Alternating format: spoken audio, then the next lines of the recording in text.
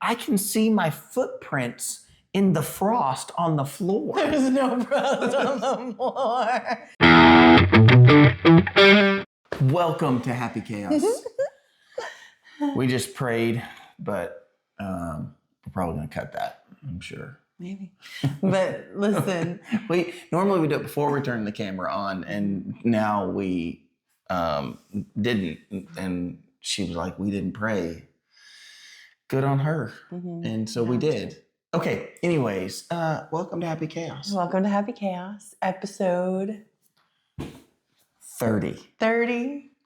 That's gotta, I mean, I think once you're in that top, what does it put us in? Was it the top 10% or 1%?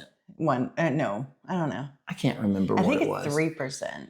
It was something, yeah. But like a lot of podcasts open and then close, but not ours. Nope.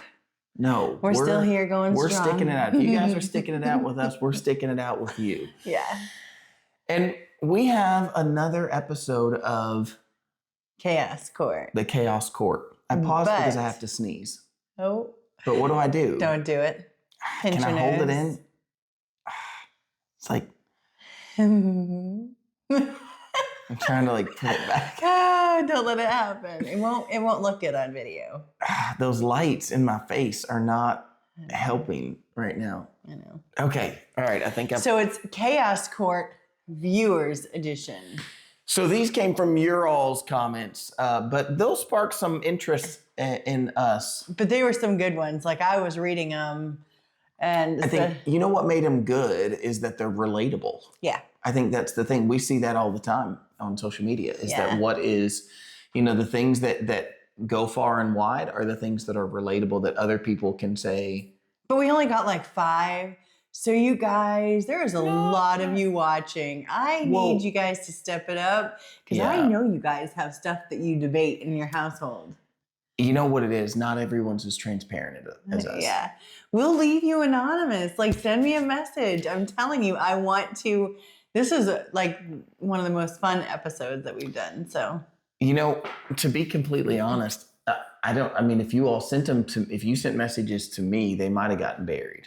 But I think we said that in the episode. Mm-hmm. I mean, we did, because as you just said that, I was like, I hope they didn't send them to my pastor. And I still go through our messages on your page and but sometimes Instagram's weird and sometimes it like holds them back for a while, and then it's like all of a sudden I get, it'll look like I have none, and then all of a sudden I'll look on there. This happened the other day. True number the other day I got on there. It said 146 requested messages, and it was all at once. It was like an hour later, 146 requested messages, and then I was looking, but some of them were from like 2 days before. Interesting. And so, it was very strange. Like, why did you hold them? Why'd you hold all those messages? Because Instagram can be a jerk. And have you ever tried to look through 146 messages? Especially when every other message is somebody sending you a video? I mean, Kelly knows. She sees them. And y'all, I can just tell you right now, if I see an AI generated video scrolling, you can send that to somebody else. I'm not watching those. No. Like, there's some looks like the old He-Man, there's some picture of Jesus with lightning bolts going on behind him that, some AI thing generated. I'm like, I ain't watching anything that AI generated of Jesus. Now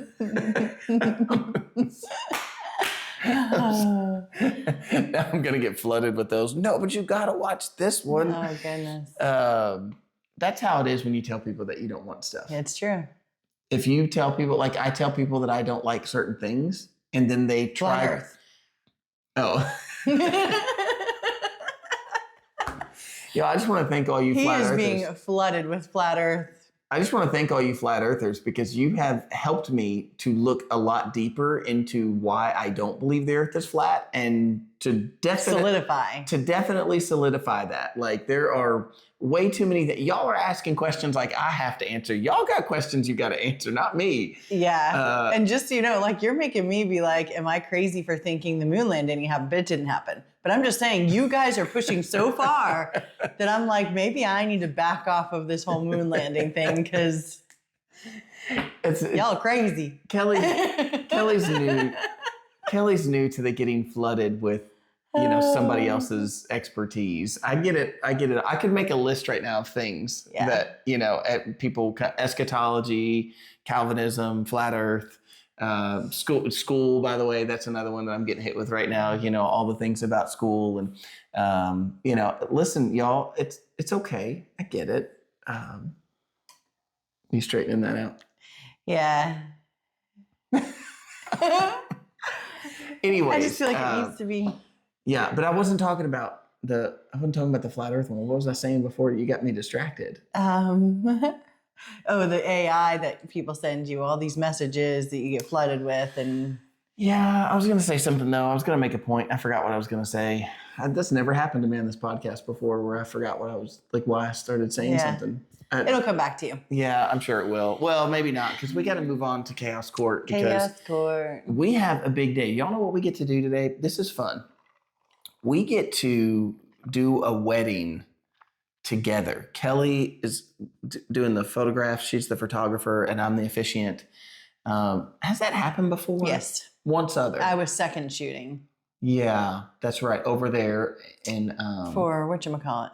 Yeah, whatchamacallit. The candy bar. When we did the candy bar wedding. Whatchamacallit. No, I know who it was. But it was it was right over here at the little chapel over here. Yep, I very much remember. We did, but you weren't the main photographer. You were second shooting in that one. But today, and we weren't married. Yeah, that's right. So as a married couple, this is the first time that I've done several weddings since we've been married, but this is the first one that I've been a photographer. That you get to be the photographer at the wedding. So, my goal in life is to get us to a point that you don't have to do photography, but I don't know if I can ever convince her not to, because every time somebody offers to pay her for photography, she's like, well, we could, I don't know that we'll ever be to a point that it'd be like we wouldn't need it, or couldn't use it in some way. Right. Right. So, especially with Christmas and hair coming up. I like the way did y'all see what she did there? Mm-hmm. She dropped the hair thing inside of that. She was like, with Christmas and hair coming up. Okay, well, plug for Kelly. If you guys can get her some more weddings to shoot, or, other photography. Other photography, I prefer. I love doing weddings. Beautiful and romantic and all my favorite things. Hopeless romantic. All my favorite things. It's stressful. It's stressful. It's stressful knowing there's a lot riding on you. There is a lot riding on me. Brides, they want their beautiful pictures, and I hold them in my hands. This is what I say about the officiant. Did you know that of all the things you do in a wedding, the officiant is the least paid? Mm-hmm. The least paid. Mm-hmm. You'll pay $3,000. Or if you're Justin, you're not paid. That's true. You'll pay $3,000 for a DJ. And that's an inexpensive DJ. I know. I did my daughter's wedding, and trying to find a DJ. They're booked out, and so they get to charge for that. You'll pay $3,000 for a DJ, but you hire a guy to stand in front of your audience and speak for 30 minutes to an hour. And if you don't have a wedding coordinator, then you want him to help. He is the wedding coordinator also. Then the pastor's helping to, helping you guide through all this coordination and whatever. And do you know the average pay for a pastor? Even though I don't charge anything for a wedding, but do you know what the average pay is for a pastor? $500. $250 is the average that a pastor gets. And there's a lot more than him just standing in front of everybody. He does premarital counseling, no charge for all these couples. And so I mean, don't misunderstand. Just in case, I don't want to say anything that youall are watching. I paid you. People will give me. They will. Yeah. They will. Some will pay me something. Yeah. Yeah. But I don't insist on it like that. Right. It's just part of the ministry. And I just find 95% of the time people don't tip you. So. Yeah, but to your point of you're kind of there's a lot riding. There's a lot in your hands there. Yes. There's a moment in time when it's I don't want to say who, but I went to a wedding and the officiant botched it. It was awful. He kept calling them different names, and not like he had a different name that got stuck in his head and he kept calling them that name. He used different names. He called them one name and they corrected him. And then as he got a little further, he uses a different name. And it reminded me of that time when I had to my dad was doing that one time with a customer at Walker Fabrics, and I had to be like, Dad, stop using Stop his name. talking. Like, stop saying, just don't say his name. Just You don't have stop to use his talking. name. Well, like they kept calling them. They called him one. He called him one name. They correct him. He calls them a different name. They correct him. Then at the pronouncement, he pronounces them under a different name. And I mean, the whole audience was like, "Oh, this is bad." And it was so rough to watch. Like That is rough. And I'm like, man, just a little bit of time. Oh, even better, he forgot his notes, but no problem. He pulled them up on his cell phone. So he was like holding his cell phone. And I understand having to have a little notepad. I mean, I keep my tablet there. You know, there's a lot of words that you want to make sure you get right. And so whenever I preach, you'll notice I don't use notes when I preach. But when I do a wedding, I'll keep my notes there. That way I can do their vows the way they want them and the ring ceremony the way they want it and so on and so forth. So I'll keep my notes there for that.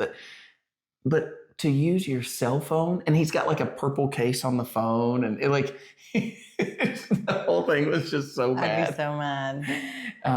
Yeah, anyway, so hopefully I can do better than that today. Yeah. You always do. You always do a great job. Get their names right. And it's nice too, because this one, sometimes they ask me for really long sermons. I had one couple and she was like, I want like a full on like revival sermon. She was like, I want you to just lay it out. And I was like, I'll do that. That's what I told him. I was like, I'll do that if you'll go sit down.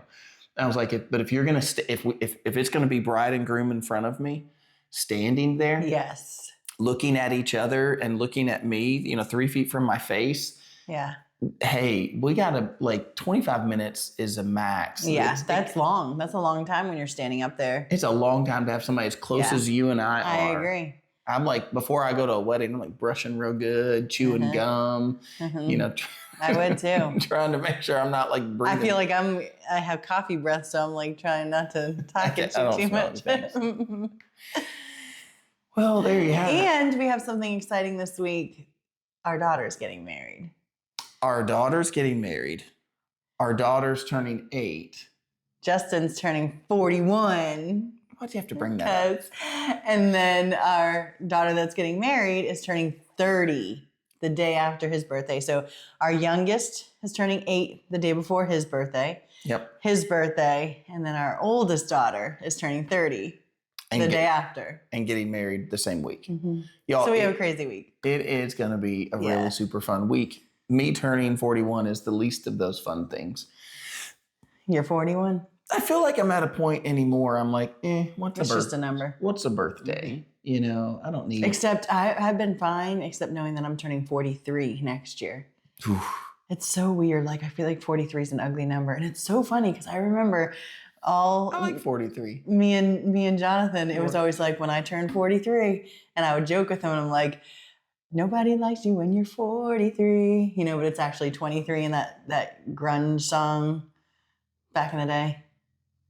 Something about your freshman year. Yeah. What the heck is wrong with me? Yeah, what was that song? I don't know. But so our whole marriage, I used to say, nobody likes you when you're 43. And so we made like these little like, I'm going to like these little deals when I turn 43. I'm not going to go over them. Okay. I would ask, but I think I've learned to know better. Do not ask on air. That's all I can say. Do not ask. Okay. Yeah. But anyways, it's just funny because it's like, it's here. I'm going to be 43 next year. You're there. And I don't like it. I don't know why. I've never liked the thought of 43. So anyways. What about 44? I've never thought about 44. Well, I'm asking you to think about it right now. 44. Oof. Yeah, I think it's just because I'm 45. Yeah, I'm creeping up to 50 and I don't like that. It's weird. I do not feel anything close to 50. When I think 50, I think my mom. She's older than 50. She's going to be 70 this year. Wait. Yeah, she's going to be 70 this year. Yeah. In December. That's how it goes. People get older as we get older. In my mind, she's 50 and I'm 25. Do you see people that you know for a long time? There's me with that fur again. I try not to say fur, but I say it all the time. I say it all the time too. Anyways, do you see people that you've known for a long time? Do you see them as still young in your mind? Yeah, myself. Okay, all right. But like, what about like if you think about like your sister or your brothers? Yes. Like, do you think? What's crazy is my oldest brother. He hasn't talked to us in, I don't know, probably 15 years. Mm-hmm, And I thought, I'm like, well, how old is he? And I'm like, he's 49 this year. mm-hmm. In December, he'll be 49. And I'm like, what does he look like? Like, he's 49 years old. I haven't seen him in 15 years. Like, I wonder what he looks like. And does he look old? And yeah, Did you try to look him up? no. No.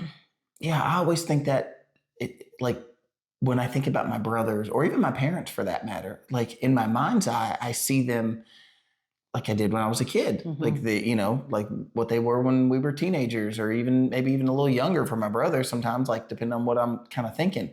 And then there's that reality check that's like, oh yeah, no, we're old men.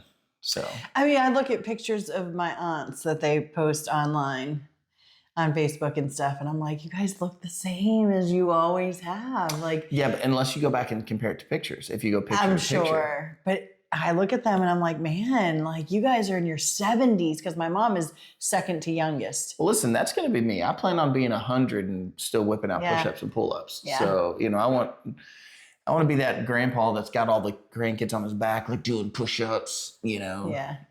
That's the difference in man strength, boys. Like I want to. Yeah. Yeah. You will be. You'll be that person. That's the goal. But I feel like time freezes at a certain point for us. I don't know what Mentally. you mean by that.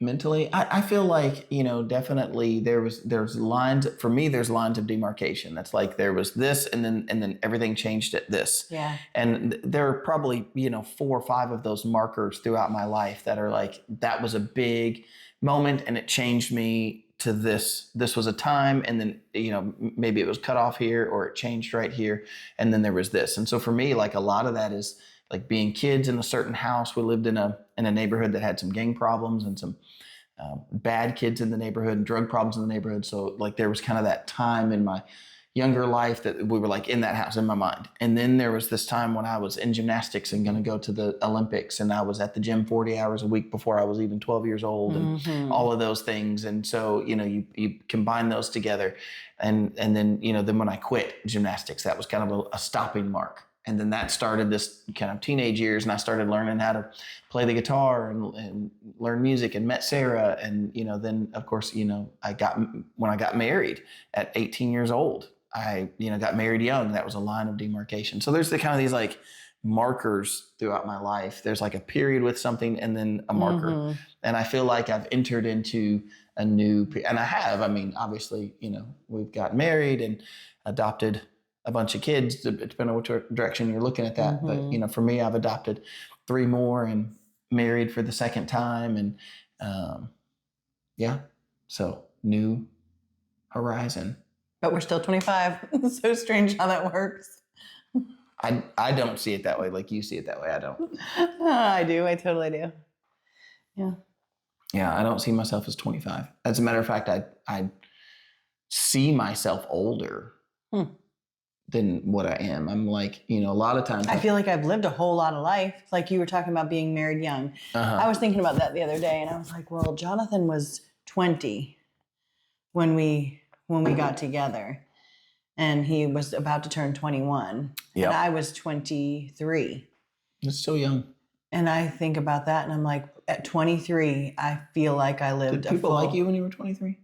One of them did. No, but seriously, I felt like I lived a whole lot of life by 23. A whole lot of life. And so, I don't know. I just feel like I've lived a whole bunch of lives in my short years, because I don't feel like I'm 42. So I think, but I think if you think through your life, then everybody probably has some of that. Like I've been through this and I've been through this. I think a lot of times, because there's even kind of maybe video series that I've seen, or, I've heard of like books and things where people are like, everybody has a story to tell. Everybody has a story. Now, whether they realize it or not, I think there's a lot of people that go, oh, nothing really happened in my life. We're just whatever. But they kind of like, I don't know. I think they kind of miss some of those things. It's like if you really start talking with them, and then you find out mean, I remember one person that it was like, they always claimed, oh, well, I haven't really done that much. And then I talked to him and I'm like, wait a minute, you like hopped on a train when you like, what do you call it? Like a stowaway on a train and went across the country. And they're like, yeah, oh yeah, I did that. And I'm like, you don't see that as like a thing? Like that's not a, anyways. So, okay. Are you ready for some chaos court? I'm ready for some chaos court. We're not doing the traditional comments today. Even though I really want to, but we're kind of we're blending them here because we asked you all for some chaos court battles and you delivered. And so these are from you all. So you all gave us some things to discuss. Some of them were not, maybe you didn't expressly say you wanted us to discuss them, but we are discussing them. And so we have 9 cases that we've come up with from your all's comments from last week. Dang, okay. So so we did okay. And I think that I love this idea. And so we want you guys, it's chaos court. So chaos court means that in this case, last time we gave you all our scenarios and let you guys help discuss them. And we went over like, who wins. We're going to do the same thing here. We're going to go over what you all have given us. We'll discuss it, but then you guys get to chime in with, with who wins. Yes. Who wins on that side. So the first one, now this one just comes from the comment that says this. So I won't give everybody's names on these comments. They're back on the videos, but this one says, husband and wife both need to be pursued without prompts or questions. Just go for it and don't overthink it. And so we kind of had some questions here of like, should either spouse have to ask to be pursued, and what counts as pursuit in different seasons of marriage? And then is it fair to expect what we don't voice?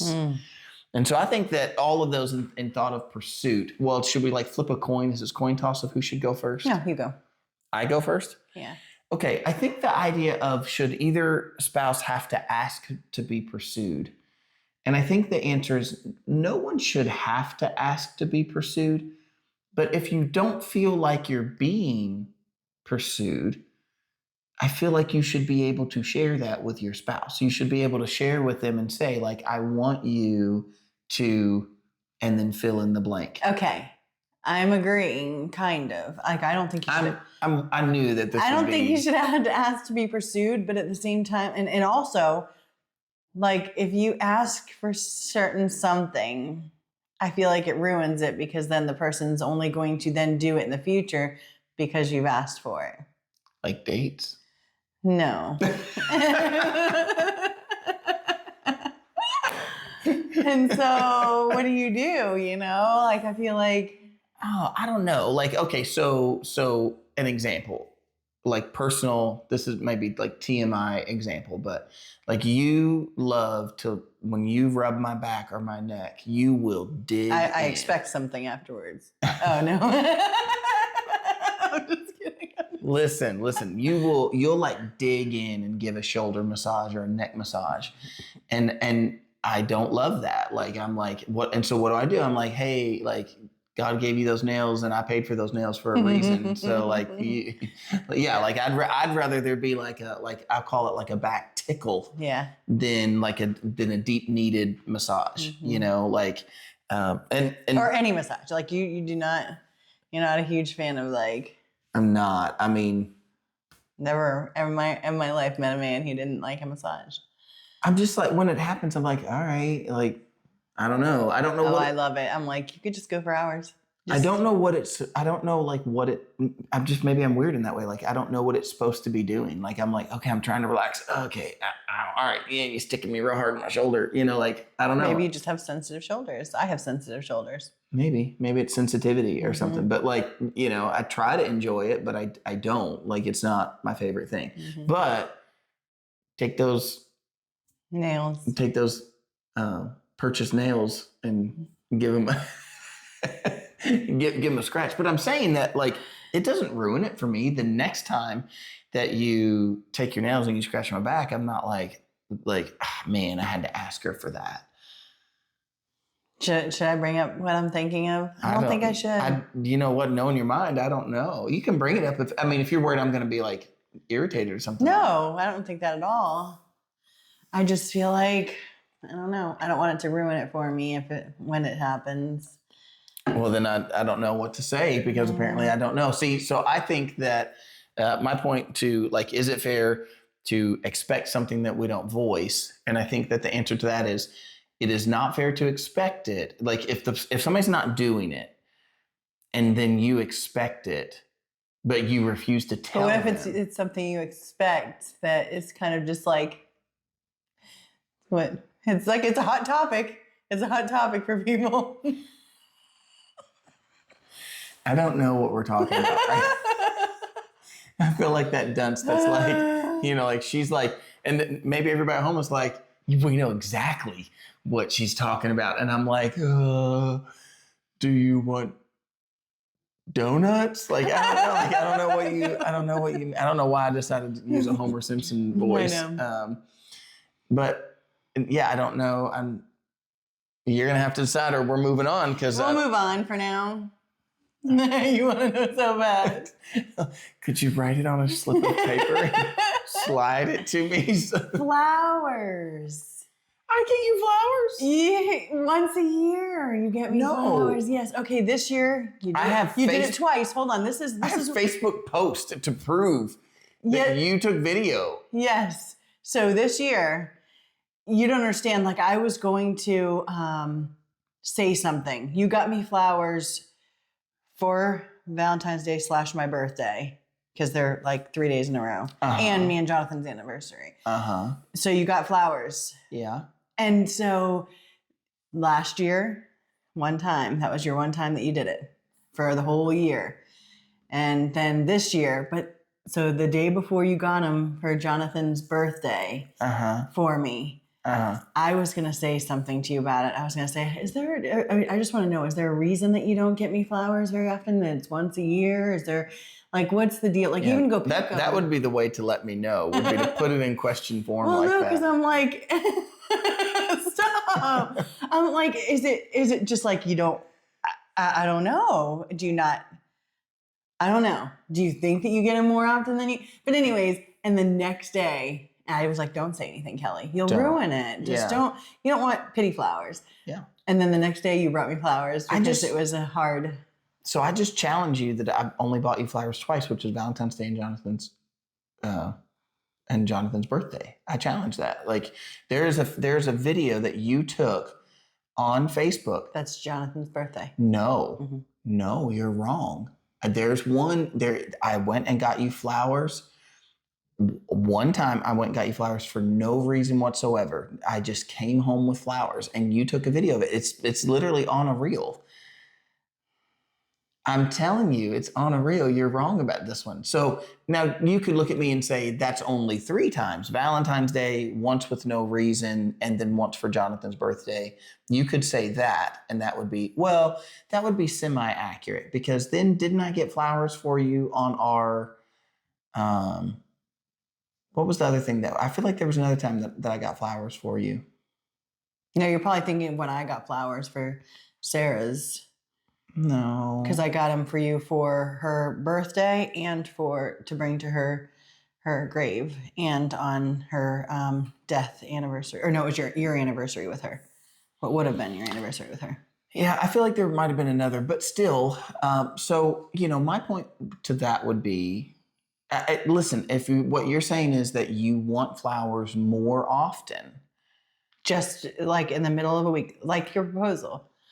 Like that was the most amazing thing because I never expected it was the middle of the week. It's not like I took her to this extraordinary dinner on a Friday night and then no, you did it up. Like you surprised me in the middle of the week, which makes it 5,000 times more special. And so just in the middle of an ordinary day, you come home because you went to lunch with somebody. I thought of you. I did do that once. And I know you're saying that you don't remember that, which is a little hurtful, but... Stop, I do remember it. I'm telling you, it's the day you're like, I know this is a hard week for you. I did it that day too, but there was another one. There was another one too. You said you would not get upset or... No, I'm not upset. I was thinking if I want to grab your phone and look at your phone right now, but we'll do it later. Okay. We'll scroll back through the reels and there's one of me coming up the steps. You want to know how? That's the one that the widow girl and the widow group shared because it was for Jonathan's birthday. We don't have to look right now. We're in the middle of a podcast. I We're doing know. this thing. But y'all want to know why I remember that video and why I'm hesitating to bring it up? Why? Because you can see my bare feet in it, and I hate that.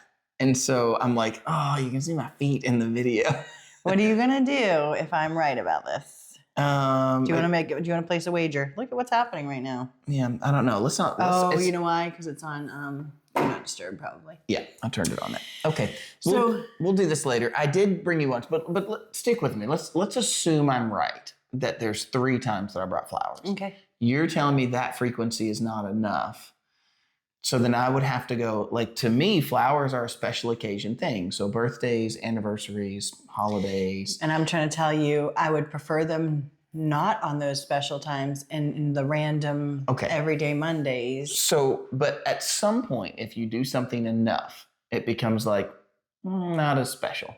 Yeah. So what is the level of frequency that is acceptable to bring flowers that doesn't begin to ruin? I don't think it ever ruins it. it. And I don't want this because I think this is extreme. But there are some people and they love it. I think it's extreme. Mm-hmm. But there's some people that guys will get their wives like flowers and they'll take one out. And when they know that, but that's when they don't live together and they know when it dies, they buy them a new. So every week, every 2 weeks, they're buying their wife a new. They always have fresh flowers. I do not want that. You don't want That's that. an extreme. Are That's y'all one hearing extreme. that? We don't want that. I do not want that. No.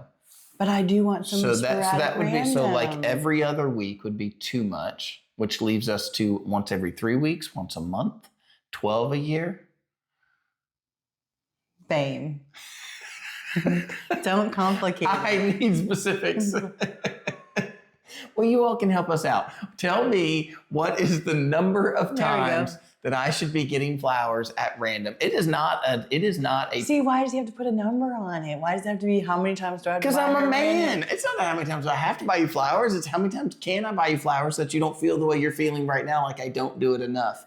I feel like if you were to ask me, I would go, I get you flowers a few times a year without prompting whatsoever.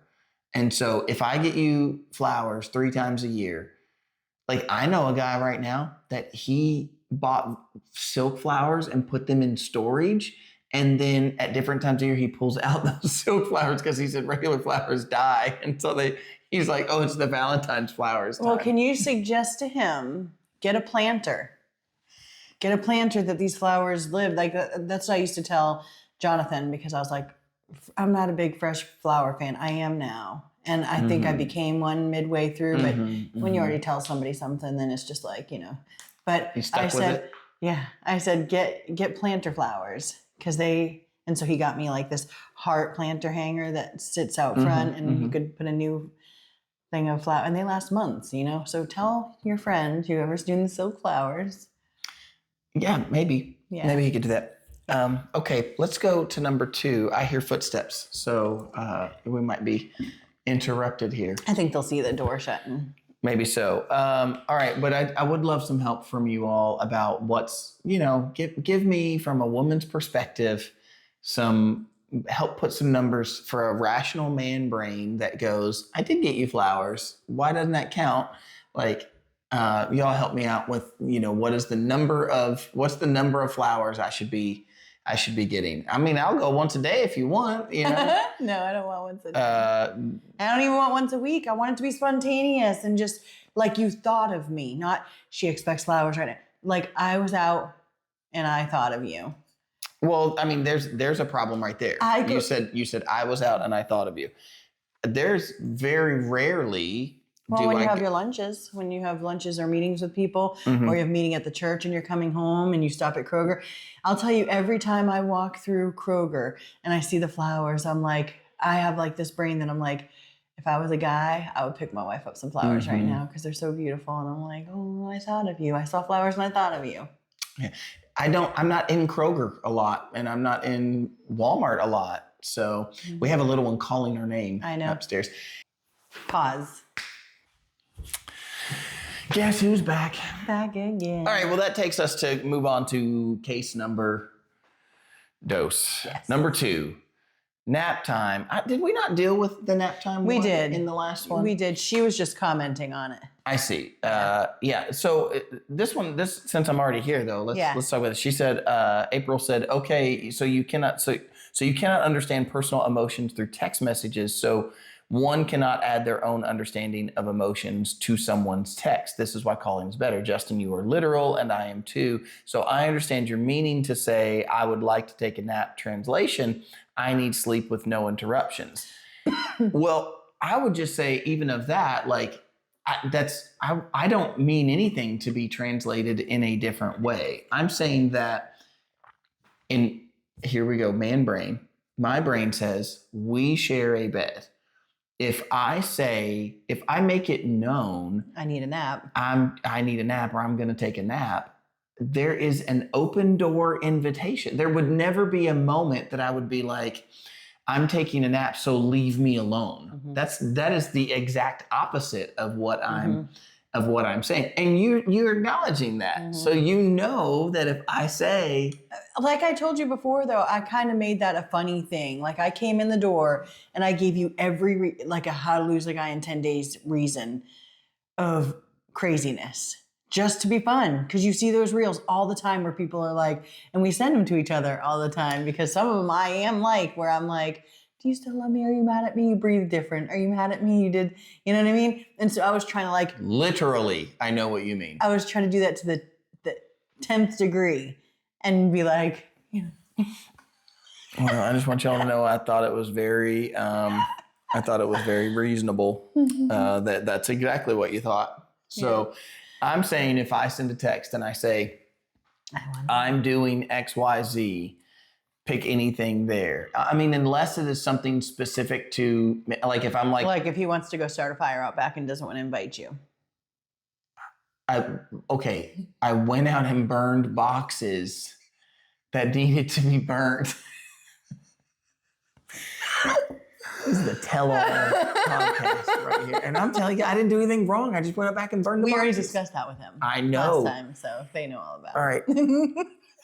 Naps are the same. If I say it, listen, it's like this. If I say, last night we got these tickets to a U of L basketball game last night, opening game of the season. We got to go, which was very fun. Last minute, an hour before it starts. Yeah. Our friends are thank you all for the tickets. Holders. They're very gracious and we enjoyed it. We were going out to eat. We had gone to the rehearsal for the wedding, and then we were going to go grab something to eat. And on the way to go grab something to eat, we get this text message, would we like to go to this game?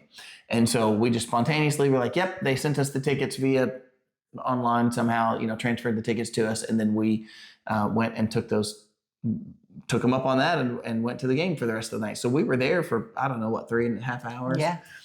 3 hours, 3.5 hours, or, whatever it was. In the middle of that, I texted Kelly because she had went to the restroom and I said, hey, I'm going to the men's room.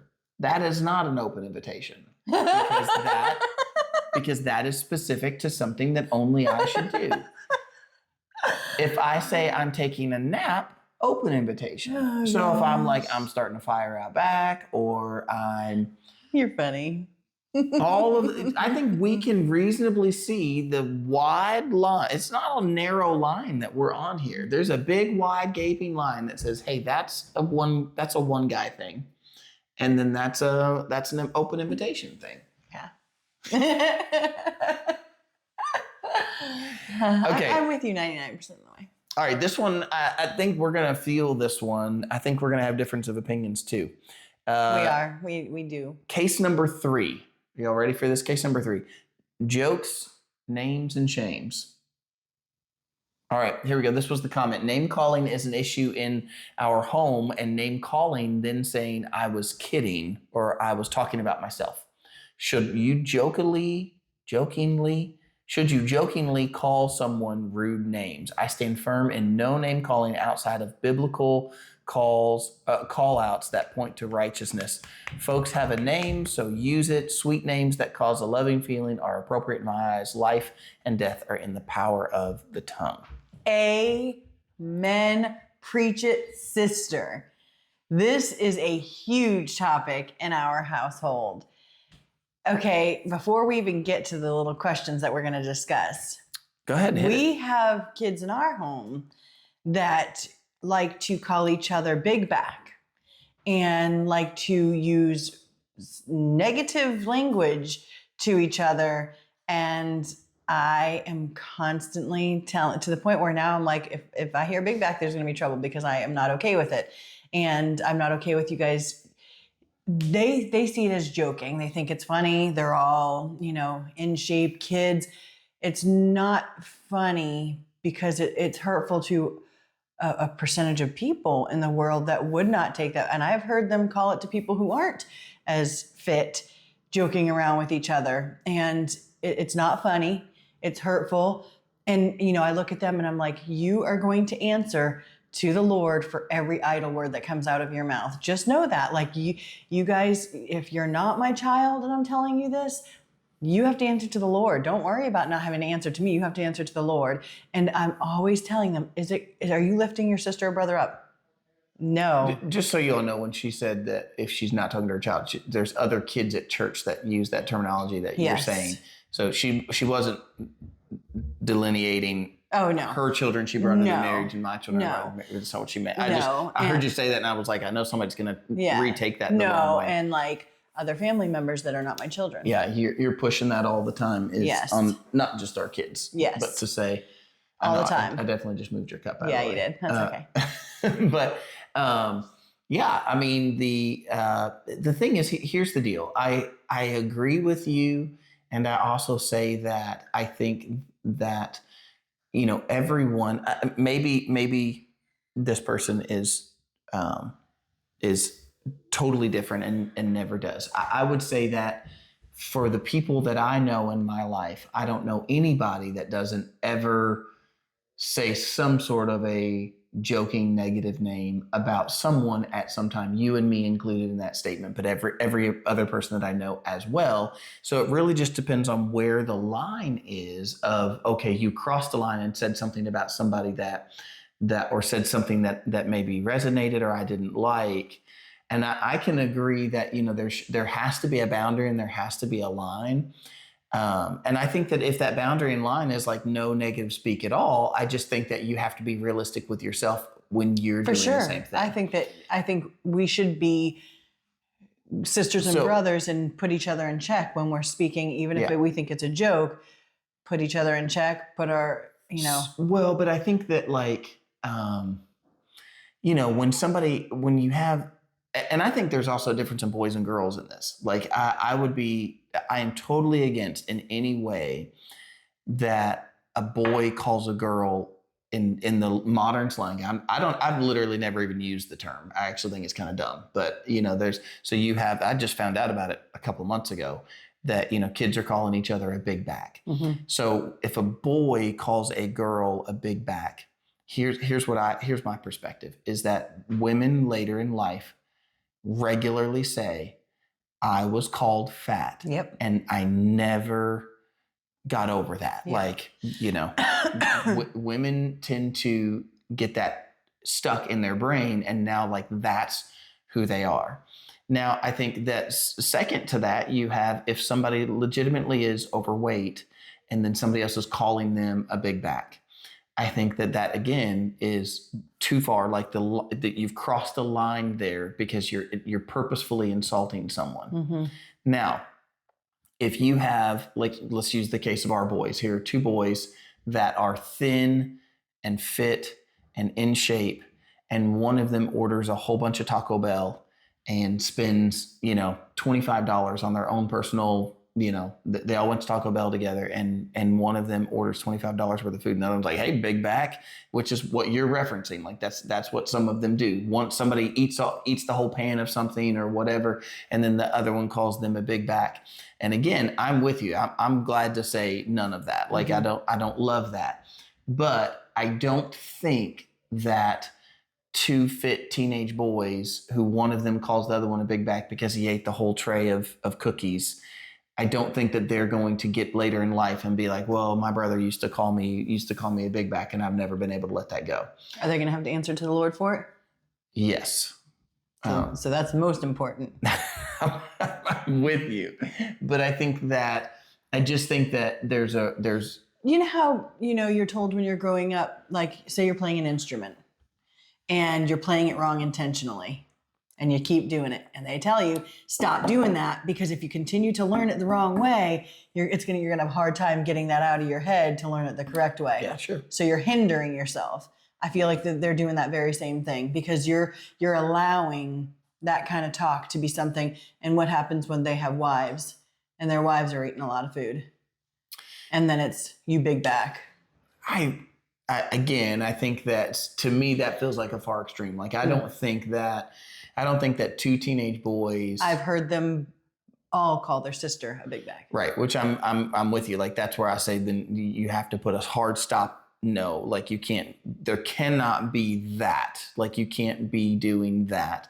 And it's hard for teenage boys to understand the damage that they're doing to someone's future. Like I do understand that, teenage boy thinking about, the consequences of their words 20 years from now for their sister. They don't get that. Like they don't see it that way. I'm with you. I'm telling you that I'm with you to put a hard line no on it. But what I am willing to say is that I think there's a reasonable nature to say, teenagers are teenagers. There's going to be some amount of banter. There's going to be some amount of what it's just never going to be. Like, I think even here, like, we're seeing in this comment, like there's name calling and then, I was kidding. And I think that if it's evidently so that person is not that thing and nobody thinks that person is that thing, then I don't know that it's as much of name calling, insulting. I don't see it as like that's so terrible. And I'm sure I'm going to get all kinds of comments here to say like I'm wrong about this, but I think that there's just I think it just comes down to that rational side again. That's like, that like I have personally called myself with you present. Like I've done something and I'm like, oh, what was it the other day? I said, somebody tried to give us some clothes and I was like, there's no way my fat butt's going to fit in that. And then, I just said it like I wasn't even really even thinking, which now I'm sure everybody's like, that's why your kids are doing it. But it was just me and you, to be clear. Right, it was. I'm sharing it here because this is the Tell All podcast. But but what do I do? Even though you're totally kidding about what do I do? You totally do. You're like, don't say that. Don't say that about yourself. Why would you say that? But I didn't say it. I get it. In the sense of like, I really think that I'm fat. I get it. But it's such a bad habit to form, to do. I think that if, that's why I feel like it's a huge responsibility of mine with the kids to teach them that we need to lift up. We need to be different than the world. The world is doing that. The world banters and calls each other all these names and makes fun of each other because they think it's fun. I mean, our daughter got bullied in school last year. And when we sat down with the teacher, or not the teacher, the mom, she said, my daughter was trying to fit in with the other group of kids that are bullying, that are doing this. They think it's funny. And I look at that and I'm like, this is church we're talking about. This is church people. We got to be different than the world. We've got to show a different side that glorifies the Lord in all of our speech. And I know I'm guilty. I am not this perfect person that glorifies God in everything I do. I need to be put in check too if I'm doing something, if I get in the habit of talking about somebody, or if I'm like including myself in a conversation that somebody's talking about somebody. We are to build, unless it's a correction, which is done a certain way, we all need to be building each other up and speaking kindly. I think that it is a wonderful goal to strive for. For sure. That's all you can expect is to strive for. Right. But I think that if you're going to push hard on that lever and say, I want this in my home, then you have to be very cautious to make sure that you yourself are following that. And that when someone does point out and says, well, you just said, absolutely. But there's also a difference. Like our kids have a tendency when we say patience and kindness, those are the words. And then if me or you are disciplining a child, they look at us and say, patience and kindness. that's not Sure. okay. That we're not being. Yeah, but I think engaged. you're trailing off. I think you're getting lost in the weeds. There's a difference in that or getting mad at somebody driving and calling somebody a name while you're driving. And if you don't want somebody to call names in the home, then you can't call names in the car. For you sure. know what I'm saying? Like it has to be equal playing field all the way around. And I think that's the key. Totally about that. Yeah. So I don't think, I think getting into the level of like disrespect, from a child to a parent, that's a different topic all the way around. We're talking about using names. And Yes. all I'm saying of it is that I think that there is a reasonable level of banter or joke. If you watch a comedian, like we'll watch Nate Bargatze and we enjoy him, some of what he says is dogging on himself or his sister or whatever. I mean, some of that is what makes it humor. Humor does teeter on the line of insult. And so, that's what I'm saying. Like there is a level that says, hey, we know that that's not exactly, like Nate Bargatze starts telling jokes and within his jokes, he purposefully talks about the middle child being forgotten. And then that's not that to me. That's he's bringing up something that happened. Like it's a stigma, isn't that what it's called? When somebody like the middle child syndrome. People have coined it that, but it's like, is that even really? I think that you guys are just kind of. So I don't think that he's pushing on that. I mean, I've literally like heard him call himself dumb and then give reasons why he's dumb. And whether it's about, flights or ways that they communicate or whatever. And to be completely honest with you, I actually think he's kind of a genius.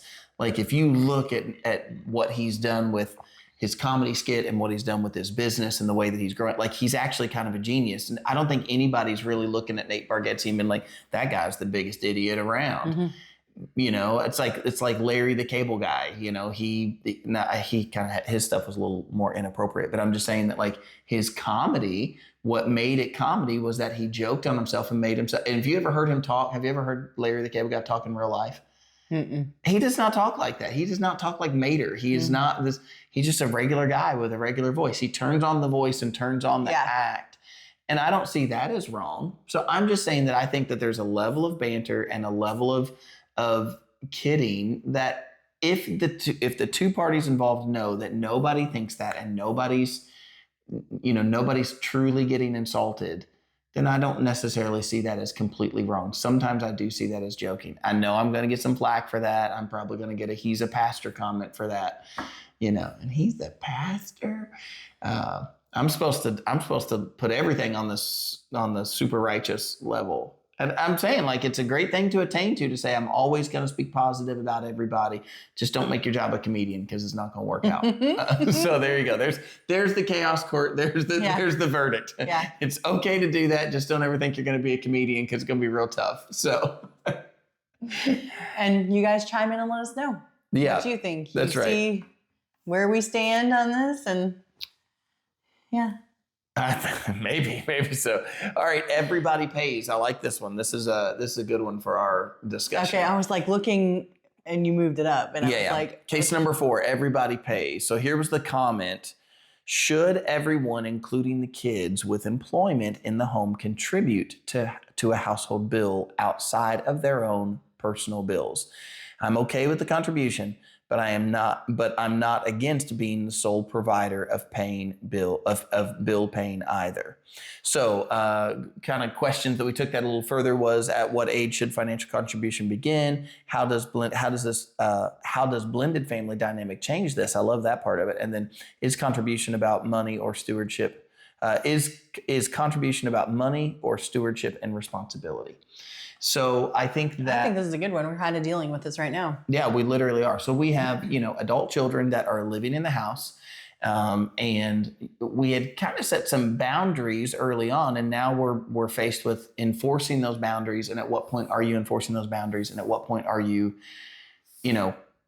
teaching responsibility? It's an interesting balance. And so, first of all, I think that, for me, the number is at the age of adulthood. When you can afford to live on your own, and you have a job and you have the ability to live on your own, but you're choosing to live at home because it is easier at home, which obviously it would be, then and first of all, I guess the first part of that should be that's assuming that the sole provider of that home is doing that comfortably. If the first thing is that it's like, hey, there's already a struggle in the home, then I think family should take care of family. Mm-hmm. And so, if I can say for myself, if at 16 years old, if my mom and dad were struggling financially and I went out and got a job, there would be nothing wrong with me taking my money that I'm earning and contributing to the household Mm-hmm. bills. I think that should be done, and that would actually help. Now, if you have parents that are doing drugs or something like that, that might be a different case. Mm-hmm. But I'm saying home like mine, good mom and dad, we did not have this. My parents were perfectly fine by the time I was a teenager. But imagine being in a home where mom and dad are wholesome and righteous for all intents and purposes, not doing anything wrong, but financially struggling. And now you go out and get a job, be a good child, be a good student. You should totally help out your parents. Mm-hmm. I think that's just being a good Christian, part of being a family. Would you agree with that? Definitely. Second to that, then I come to, so assume you're in a family that's doing well and you don't have to contribute. So my big thing has always been that I want to teach that responsibility and stewardship in a different way. So number one for me has been my kids have to buy their own car. I will not buy my kids a car because that begins the freedom, responsibility. In my mind, there begins to get a freedom and responsibility in a very real way. Mm-hmm. You can try to find other ways to do that when kids are young, and I do try to do that. But I'm saying that for me, the tipping point seems to be at 16. So what I do to help with that is at 14, my kids know that at 14 years old, the day that they turn 14, they have to begin saving half Mm-hmm. of every dollar that they receive. Every penny they receive, everything. If they get $10 in a birthday card from grandma, they're supposed to take $5 and put it in for the car fund. Mm-hmm. And they're supposed to take $5 and they can have $5 to do whatever they want with. They save 50% of their money from the age of 14 until the age of 16. Yep. Okay. And then at 16, here in Kentucky, you have to have your license for 6 months. And so when they turn 16, they get a job.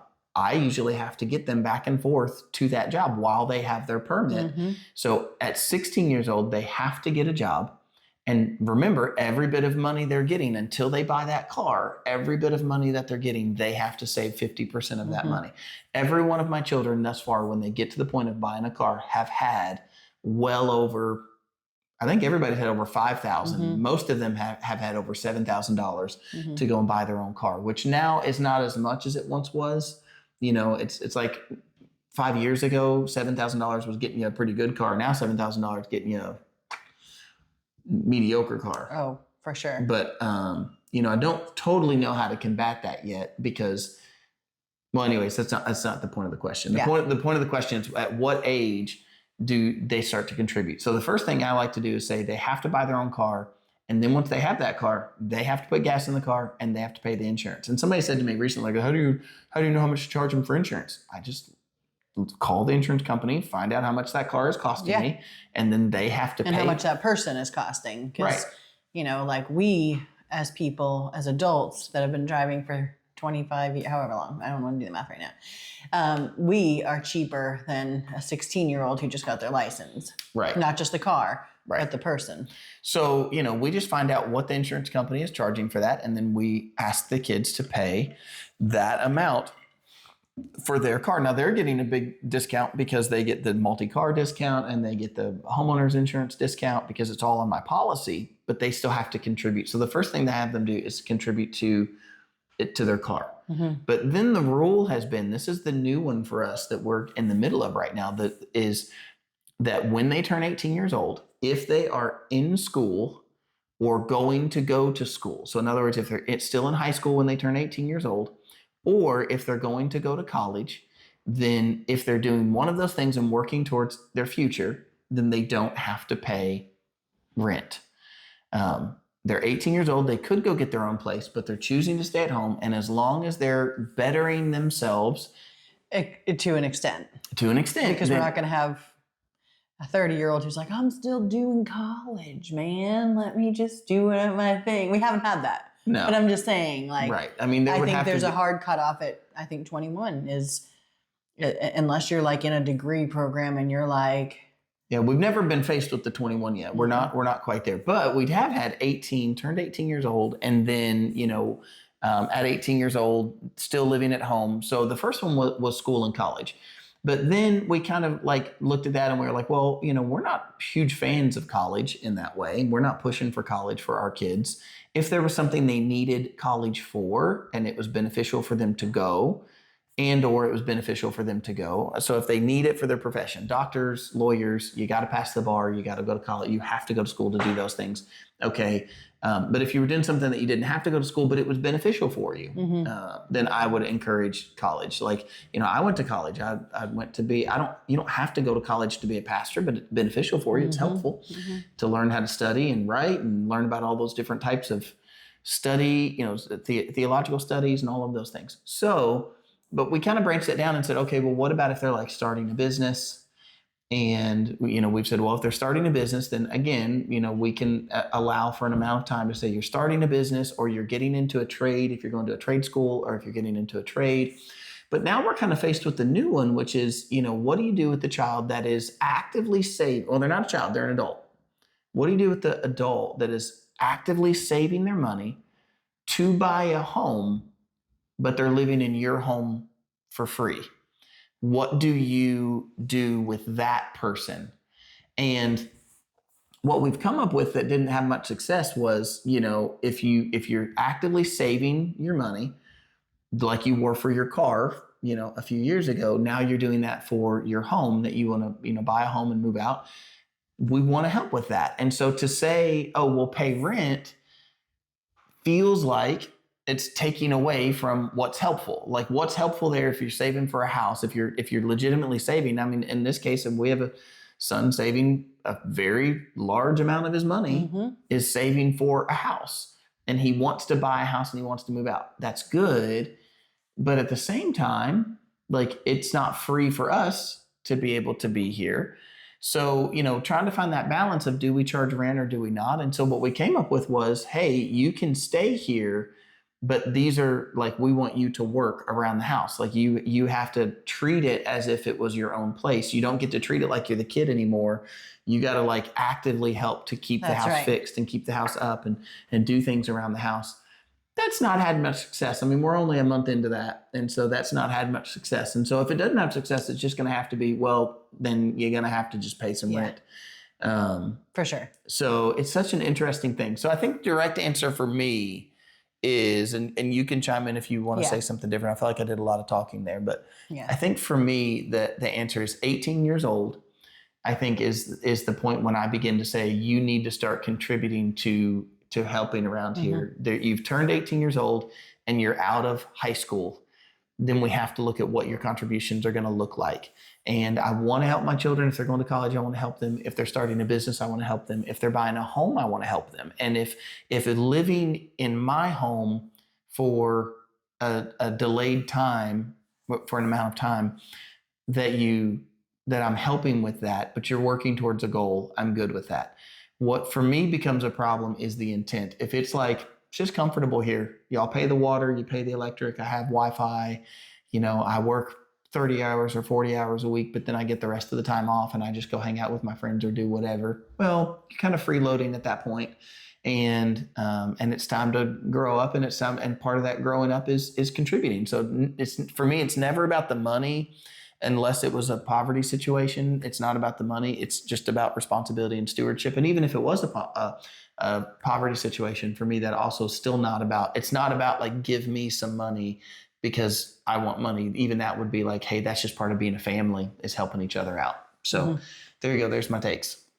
And mine are pretty similar for most of the way. I think that once a child buys their car at 16, 17, whatever age that is that they've saved up the amount that they need, you continue to save half of your money. If you are in this house, you continue to save half of your money. If you're 18 and you say, I'm 18 years old, I shouldn't have to, why should you tell me? because you're in my house and you're working towards getting out and providing for your own family one day. So save half of your money all the way. I think that I wouldn't charge rent either. Like you said, if we're in a situation where we don't, need the financial help in that, I don't think that that's necessary unless you're running into a situation like we are now and the person's not helping around the house and they are just, working a job. And I think it's very important to, you're making that choice at that point as an adult. You're making the choice of, I can either pay my rent by working around the house, which I would do. Yeah. Or if I'm not going to do that, you're going to pay rent. You're going to pay money. I mean, one of the examples I gave was if somebody told me right now, hey, I could live here and not pay rent, an apartment, a house, or whatever. But what's been asked of me is that I mow the lawn, fix the cabinets, paint the room. I would do it all day long. Do the adult chores. Like I keep the house going, but I get to live here for free. I would go, yeah, like you'd be seriously like, you'd be dumb not to do it. Now, I mean, maybe if they had some sort of like crazy extreme rules or something that they wanted and it was like, well, that's going to cost me a bunch of money. I mean, I wouldn't go rent a place if it was like, well, the rent is free, but you're expected this year, you got to put a new roof on it and there's a crack in the foundation, you got to fix that. And I go, well, that's $30,000. I mean, that doesn't do me any good. So it's, I would be smart in that scenario, but that's not what we're saying. We're talking about, moving from child chores to adulting chores. Yeah. Things that have to be done because you're part of the home. And I think one of the things, just to be completely open and transparent about it, it's the struggle of, well, I didn't use that. I didn't do that. That wasn't my mess, or I'm hardly ever there. And that's not the point. The point is that you're not paying rent, so you got to contribute in a bigger way. Definitely. And I think that that's a fair place to be. Again, all of that, our whole mindset in that is, how can we help our children to launch well? We want them. What I don't want is for my kids to move out in some desperate situation where they don't have any money and they really don't have anywhere to go and they're rushing out the door because of some other thing that is driving them to want to rush out the door. I want them to be in a good position that when they go out, well, to be completely honest, what I really want is when they go out, that they stay out. And I don't mean that in a rude way. I just mean that in the sense of, I want them to launch so well that when they move out, they never have to say, oh, well, I had to move back in with my parents. Definitely. And I'm not saying I wouldn't take my kids back in. I'm just saying that I don't want that to be a have to situation. And I want to lead them well so that they move out and they do well. So there you go. There's my answer. I don't know if that helps, but I'd love to hear from you guys. Well, how does a blended family dynamic change this? Yeah. I think it adds its own complications. Yeah, for sure. I think that, to be transparent, there is an automatic, like in our situation, I think there's an automatic want to kind of defend, in a way, your child that you brought into the marriage, defend them if you feel it's like a personal attack, or if you feel like it's it's different for this person than is this person. When really, if you kind of put Satan aside, of him trying to create, put things in your head, and you think about it realistically, each child is different.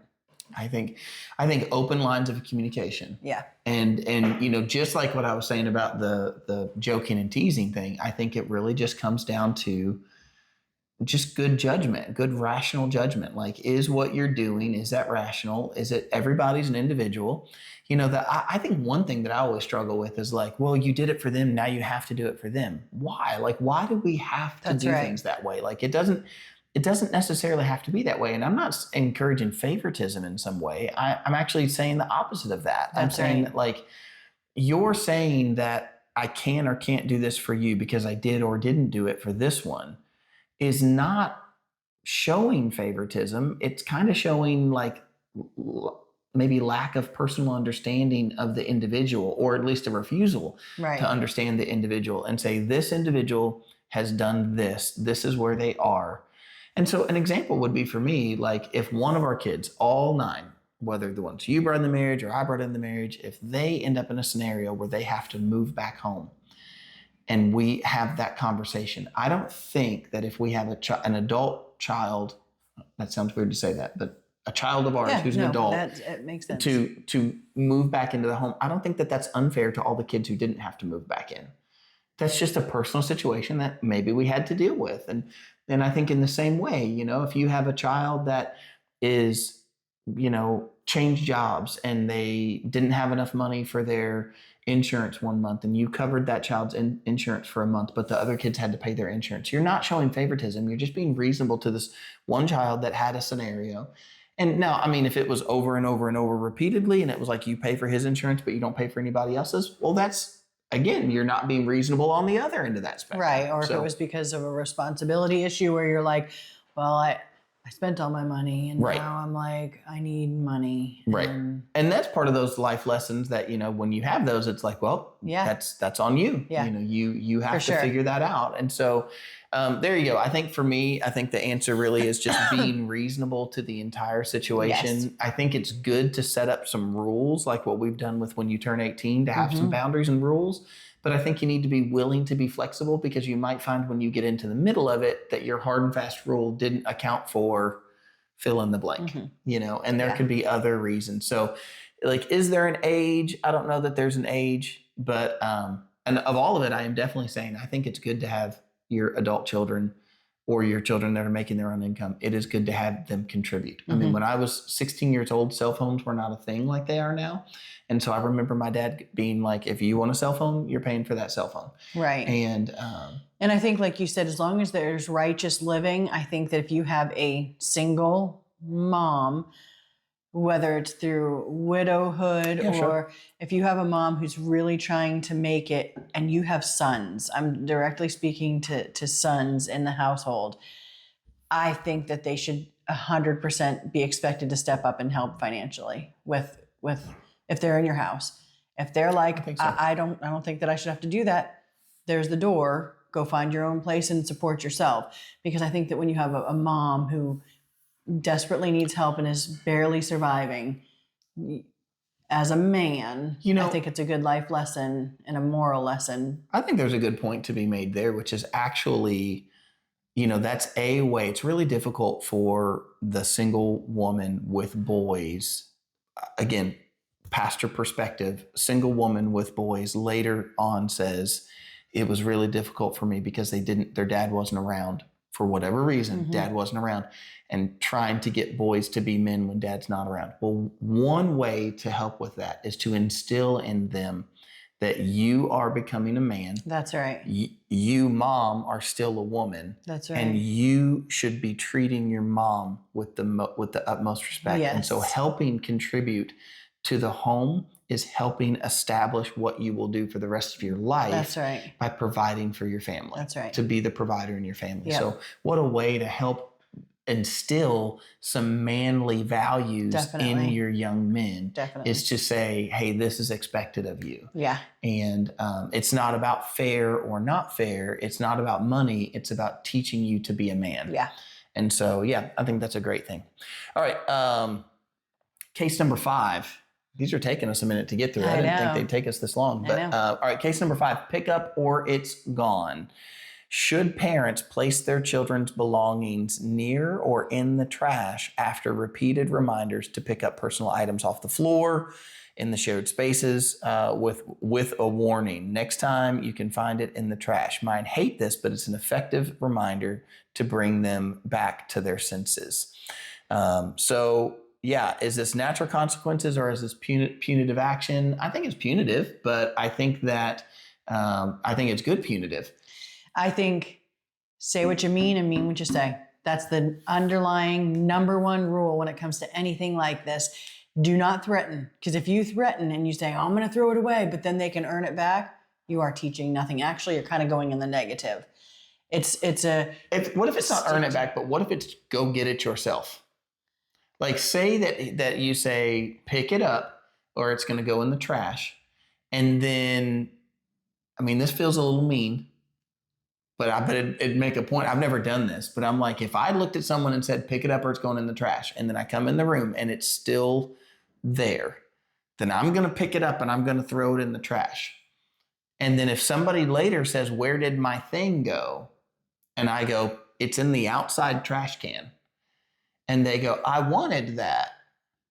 Is it wrong to say, go get it? I don't think it's wrong, but I would look and say, and I warned you, if you wanted it, you pick it up.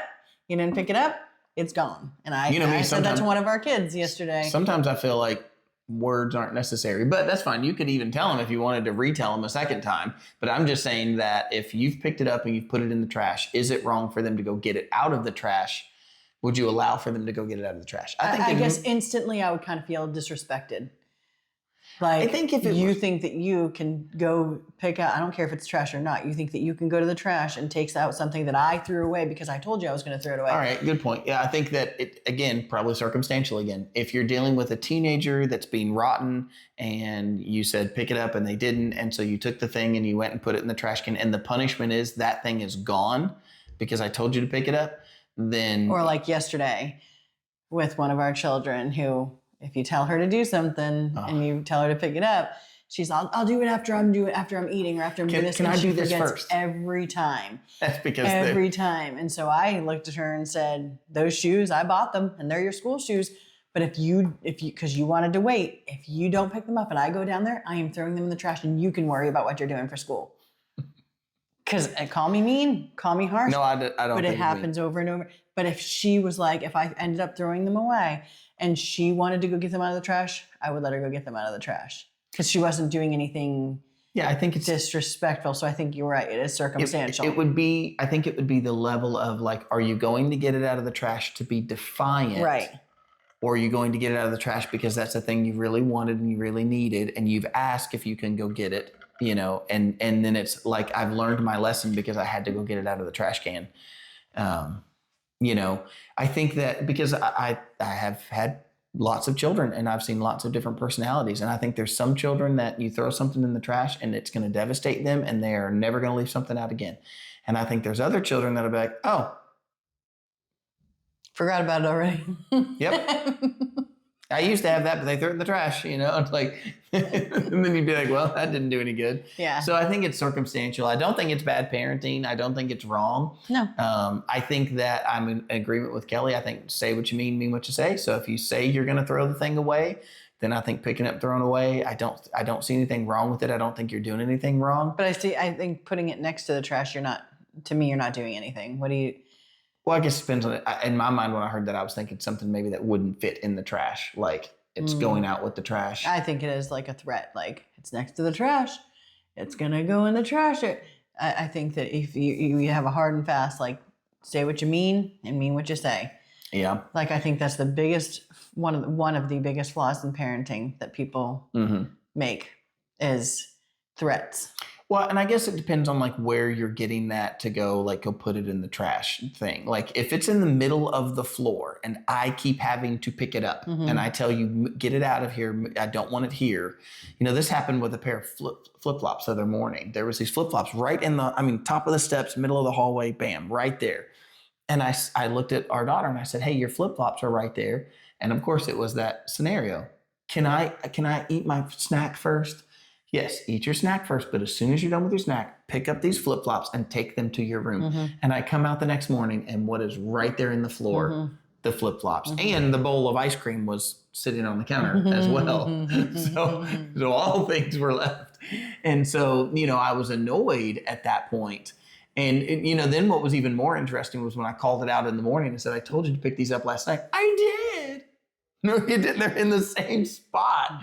I think in that case, the threat of if you don't get these picked up right now, I'm going to throw them in the trash. And then I walk away and I come back and there's the flip-flops in the trash they go. Now I think that if it's like if it's like, I don't know, I'm trying to think of a scenario to say like, if I've looked at my child and told them to make their bed and they didn't make their bed, I don't know that I'm going to go take their bedding off their bed and go throw it in the trash. Right. Like, I feel like that's not necessarily in the way. So again, it's circumstantial. If you're leaving stuff in the middle of the floor, which happens in our house often, Yes. then I think that's a reasonable time to say, I told you to pick that up. Yeah. If you don't pick it up, throw it away.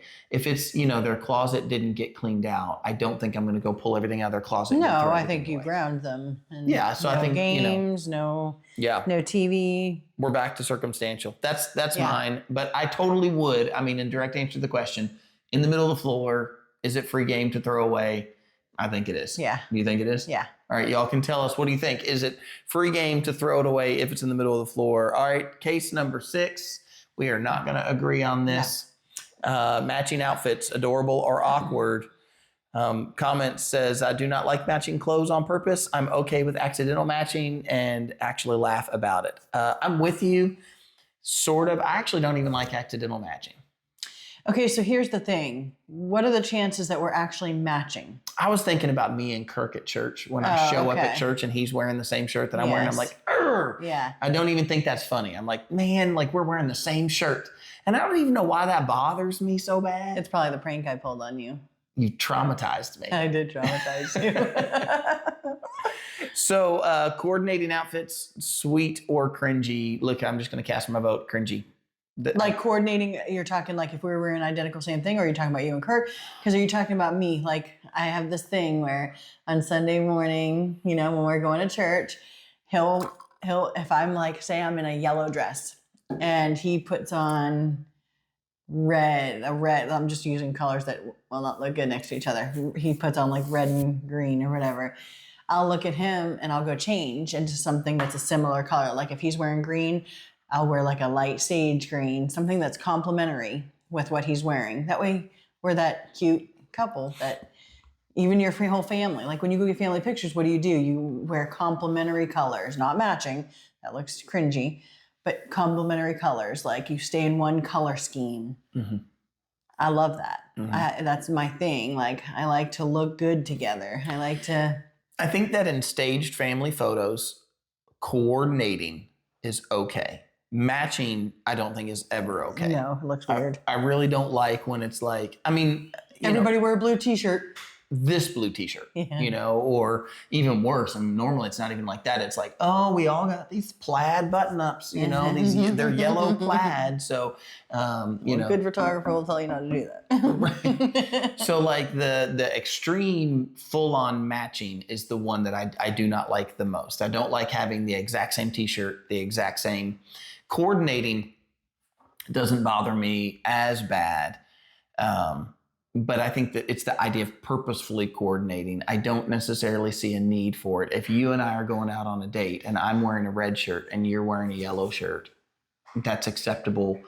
Now, if we were going to a dinner party at a wedding, after a wedding, then yeah, coordinating is, again, never matching. Coordinating would be okay at a dinner party, at prom, at a wedding. Those things would be okay to coordinate. But on the regular average date or Sunday morning church, don't think you got to coordinate. But it bothers you. Does it bother you if we coordinate on Sunday morning? It doesn't bother me that we coordinate. It bothers me that you feel like you have to go change. You were wearing something that you thought was cute on you. You wanted to wear that. But now you feel the need to go change because I have on a sage green shirt and you have on a purple shirt. Mm-hmm. And so you don't want to put purple and green together. And so, like this bothers me right now. And the fact that it bothers you, I'm willing to buckle. But I'm just telling you that so to me, it's not the fact of coordinating that bothers me. It's the idea that you're going to go change to try to coordinate with me, especially after you've already gotten ready. I'm never going to do that. I am never going to be like, I've already gotten ready, but I'm going to go change my shirt because you're wearing that dress. Again, unless it was a wedding or a dinner party, then maybe I'd be like, oh, if you're going to wear that dress, I've got a tie that matches or something. Maybe it would be that. But other than that, it's like, no, like just wear what you want to wear, you know. Even if you guys look weird together. But we don't look weird. Do y'all think this looks weird? Is this bothering anybody else that I'm in a green jacket?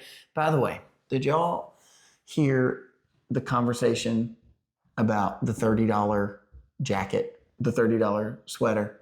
Because this was it. It was 24. This is it right here. It was 24. And within one day, I bleached it. Look at the little spot. Can y'all see it right there? You see the bleach right there? Right there? I don't know if they can see that in this lighting. I put chlorine shock in the pool to close the pool. And then I picked up the shirt. I guess I got it on my arm or something. And I picked up the shirt. I had taken it off. I did not wear this when I put that chlorine in the pool. I know you don't believe me. You look like you don't No, believe me. I do believe you. The only thing I just think about the times that you have worn like a new shirt or shorts, and I'm like, do you want to do the pool like that? Are you sure you want to? Well, what do you want me to do? Change into junk clothes when you're You using don't consider any of them chlorine. junk clothes. Yes. You wanted to throw away that white shirt that has like a little stain on it. Number one, we can bleach white. That's why I want to keep that one.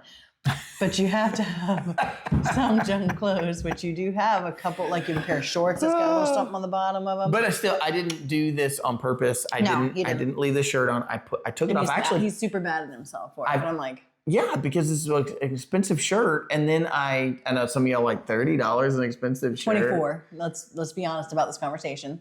Well, it's not a Goodwill. Well, I can't even say that Goodwill's expensive anymore. Yes. But anyways, I took it off. I put it on top of the van. I grabbed the shock. I went and put the shock in the pool. And when I came back, my assumption is that I must have had some of the water must have splashed up on my hand. And then when I grabbed my jacket, I must have got it on my jacket. Which is funny because usually it's me. Like I get something on everything. I have since I was a kid. Boo. All right. Case number 7.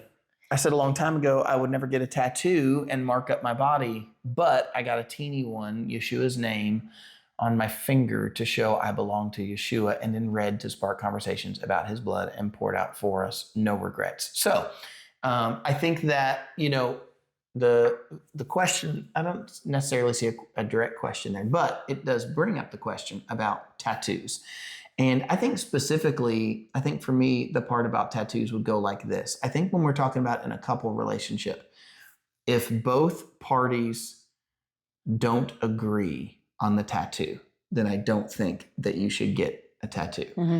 I don't personally like tattoos. They're not my thing. But he married somebody with 5 of them. But Kelly does have 5 of them. And I don't, it's interesting because I don't see your tattoos and cringe. I'm not bothered by them. In my brain, they're kind of a part of who you are. Mm-hmm. But you did come to me with them. Yeah. So, I think if I had to know that you were doing something that I don't like, mm-hmm. like if there was a part of your body that didn't have a tattoo already, and then you were like, you don't have a tattoo on your shoulder. And if you were like, I'm going to go get a tattoo on my shoulder, I don't think there's anything that you could put there that would make me okay with it because you know that I don't like it. Yeah. 1, I have a fear of needles. 2, I'm not a big fan. I think that it's questionable territory. Like, I know there's a lot of people with tattoos and I'm trying to be cautious in my words. I'm not trying to but I do just feel like it's questionable territory. The Bible says that we should present our bodies to the Lord as a living sacrifice. And so I don't fully understand the reason for getting a tattoo. I hear this idea of I got Yeshua's name on my finger, and I'm not condemning anybody. I just think for me, in my brain, it's questionable. Does the Lord really want me to get a tattoo? Does he not want me to get a tattoo? If my whole mindset is, does this please the Lord? Which that could be flipped back on me about somebody joking if we go back to that part of the conversation. But I'm saying that if I'm looking at my body and I go, does what I'm doing with my body please the Lord? And then for me, tattoos are a questionable part of that because it does cause pain. To get the tattoo is painful. You say not so much? It depends. I've had two painful tattoos. 2 of 5? 2 of 5. I mean, that's way less than what I thought it would have been. So you tell me you've had 3 tattoos, no pain? Yeah, no pain. No, it just was like, mm-hmm. What did it feel like? I don't know. Just have you ever taken a eraser and not to the point of breaking skin, but that kind of feeling that kind of burns. I guess. Even when you were doing that on me, I wanted to be but it's because I'm thinking about needles jabbing in. But my cover up was 7 hours. Ooh. 7 hours. And the last hour was excruciating. Oof. Excruciating. But I was already deep in it, so I couldn't do anything about it. Well, Yeah, y'all can chime in on some tattoo. First of all, like faith tattoos, testimony or taboo? Is it if you're doing a faith tattoo, does that make a difference? I don't think that you're going to change someone's life by having a faith tattoo. I don't. I know that people say that, like, I want my body to be like like if people ask you, what's that tattoo about? What's that? I don't think that you could prove me wrong. Maybe you have met somebody and they're like, what does that mean?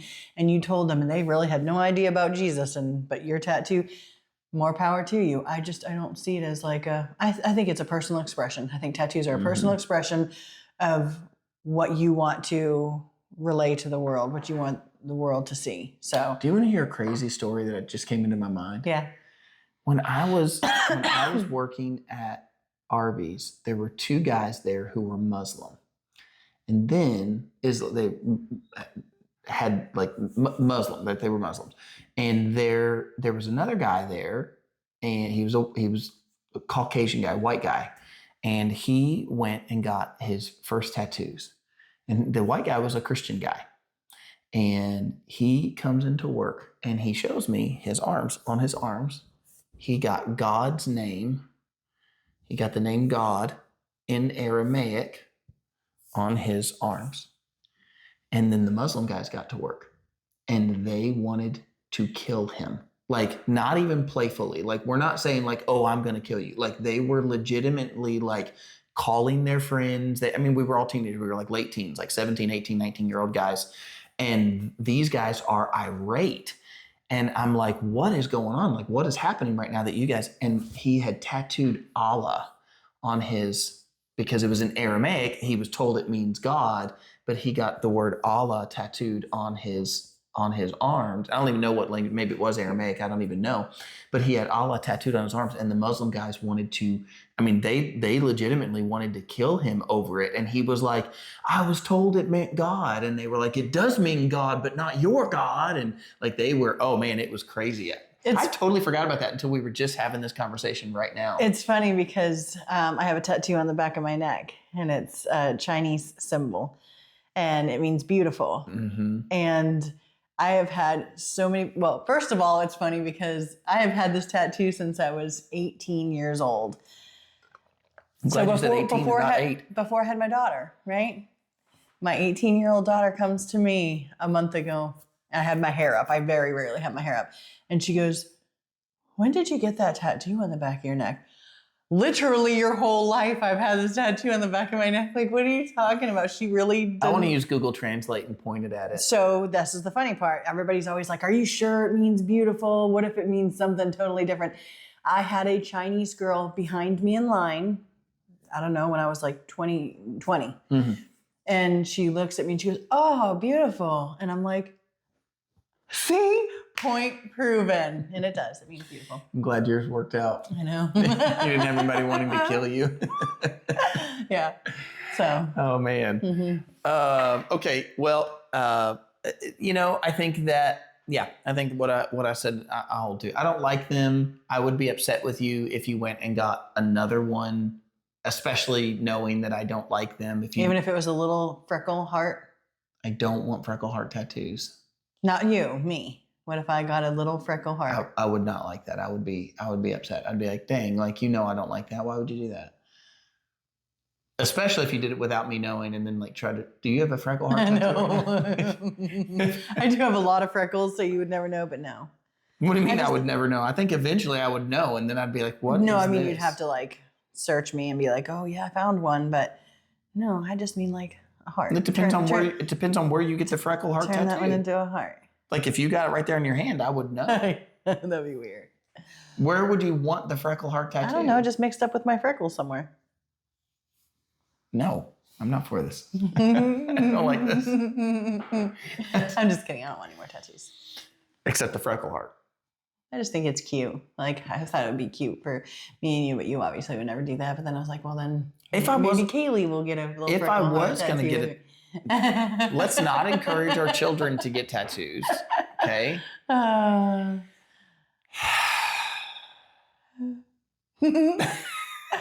goodness. Yeah, I don't know if I just ruined plans for you. I feel like I did by saying I'm No. not for it, but No, I could. I know how much I regret my other ones, and as tiny and as light as a freckle heart tattoo would be, like I'm not interested in getting tattoos. I'm just I'm not. just saying if you go get a freckle heart wish tattoo, I- then I'm gonna go get my lips pierced together. And it's not, ew. And it's not like I wasn't warned. Like my parents said, don't get a tattoo. People said, don't get a tattoo. And I'm like, I don't care. I'm getting a tattoo. You? When I've seen that out of Kelly. We got to wrap this thing up. But I want to do this one. Thermostat tug of war. Mhm. All right. He says when it's winter, the temperature in our house is cold. And he likes it cold in the summer and not in the winter. What do y'all think? We had a fight about this the other day. We did. I wouldn't have thought this was going to be a thing. We had a fight. It wasn't from me. There was a huge misunderstanding that happened. So the first one being that apparently I did wrong by shutting the windows. It was about 38 degrees outside, and the two front windows. It was probably 45. Okay, two front windows were wide open. I walk in the room and like my feet are cold on the floor.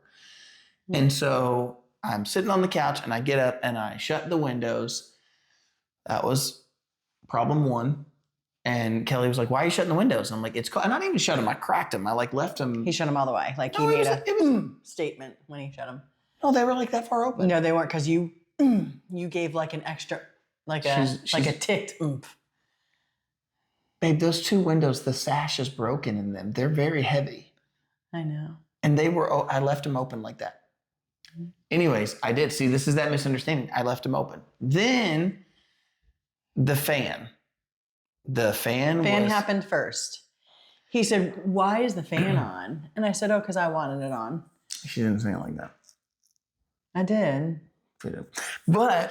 But here's the thing. That fan normally we don't keep on when we try to watch a movie or a show because it dries our eyes out. Unless you keep it on low. So if you keep it on low. So we have the windows are like, look, I don't know if this is menopause or what, y'all. Like this is like windows are crazy open. It is freezing in that room. The fan is on. Because we're watching a movie and we all have blankets to cuddle up underneath. And our son even said, he was like, get a blanket if you're cold. Because like that's what we're here for. We're here to get comfortable under a blanket because we like the cold air coming in, but we want to have our blankets on. Listen, I've heard of this happening. I'm telling you, it was freezing in that room. So I shut the windows to about that much. He shut them all away. And didn't. And then, so the fan is still on. I didn't have the fan turned off. I questioned it. Well, then I'm just going to say there was some rustling. There was some movement, like kind of some huffing and, and then not getting under the blanket and then taking socks off. It was already pretty cold in that room. It wasn't like the room was hot. And so then I said, baby was in a corner. Pushed against a human oven. All right, I'll give you that. Fine, I'm a human which oven. I love. But I got to have it cold, too, in order to push against the human oven. So then I said, if you're that hot, I can move. What was actually said is, if you're that hot, you can move. I didn't say, I would never say that. But then changed. I'm not going to die on that hill because that's what I heard. And there's nothing. If he's like, tell me, no, I didn't say that, then I'll take him at his word because he's never given me a reason to not take him at his word. And I'm not now. I'm telling you, I looked at you and said, if you're that hot, I can move. What does this boil down to? He would rather move away from me. Move away from me and not cuddle me and sit next to me during a show. Then open the window and keep a blanket on and put some socks on. I wasn't the one wanting to move. I was the one wanting to shut the window because it was freezing. But you said, if you're hot, because I can move. So welcome to marriage counseling for Justin and Kelly. If you're hot, honey, I can open that window a little bit for you. Like I can put on some socks, I could put on a blanket. But if you're hot, like let me open the window for you. I know you did say that you wanted it open.